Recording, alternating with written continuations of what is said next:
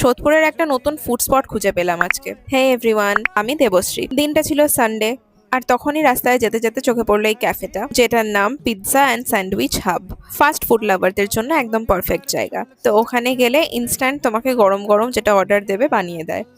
আর এই যে এটা হচ্ছে ওদের সিটিং এরিয়া। এখানে বন্ধুদের সাথে বা ফ্যামিলির সাথে বসে গল্প করতে করতে তোমরা ফুডটা এনজয় করতে পারবে। আর আরেকটা প্লাস পয়েন্ট যেটা, এখানে সব আইটেমই বেশ বাজেট ফ্রেন্ডলি। আর এখানে ভেজ নন ভেজ দুটো অপশনই তোমরা পাবে। এই যে এটা হচ্ছে ওদের মেনু। দিনকে এত গরম ছিল, আর আমি যেহেতু ওভেনের কাছে দাঁড়িয়েছিলাম যার জন্য আরো বেশি গরম লাগছিল। তো সোদপুরে যদি তোমরা ভালো স্যান্ডউইচ বা ক্যাফে ভাইব খুঁজতে চাও তাহলে এই জায়গাটা একবার ট্রাই করতে পারো। ফুড রিভিউটা আমি লাস্টে দিচ্ছি, তার আগে বলে দিই এই লোকেশনটা কোথায়। এটা হচ্ছে সোদপুর অমরাবতীতে, জোড়া শিব মন্দিরের ঠিক অপোজিটেই। আর ওখান থেকে বেরিয়ে অ্যাকচুয়ালি একটা দরকারেই আমার বাড়ি যাচ্ছিলাম।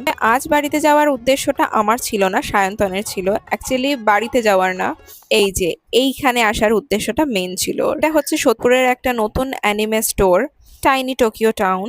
যারা অ্যানিমে লাভার্স আছো বা যাদের ক্লোজ কেউ অ্যানিমে লাভার্স আছে তারা এই স্টোরটা একবার ভিজিট করতে পারো। এখানে অনেক রকমের কালেক্টেবল তোমরা পেয়ে যাবে। আর সায়ন্তন অ্যাকচুয়ালি খুব ক্রিশ্চিয়ানো রোনাল্ডো ফ্যান, আর সামনে আবার ওয়ার্ল্ড কাপ এক্সাইটমেন্টও আছে, তাই আগের দিন বাড়ি যাওয়ার পথেই ও দেখে রেখেছিল এই রোনাল্ডোর কার ড্যাশবোর্ড ফিগারিনটা, মানে গাড়ির সামনে সাজিয়ে রাখার মতন ছোট্ট একটা রোনাল্ডো স্ট্যাচু টাইপ কালেক্টেবল। তো ওটা কেনার জন্যই সেদিনকে ওখানে যাওয়া। আর এবার আসি ফুড রিভিউতে।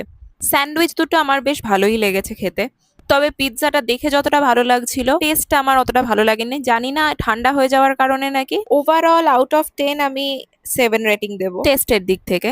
তো তারপর মা চা বিস্কিট খাওয়ালো, যে কাজটা ছিল ওই কাজটা করে আমরা তারপরে বাড়ি চলে এলাম।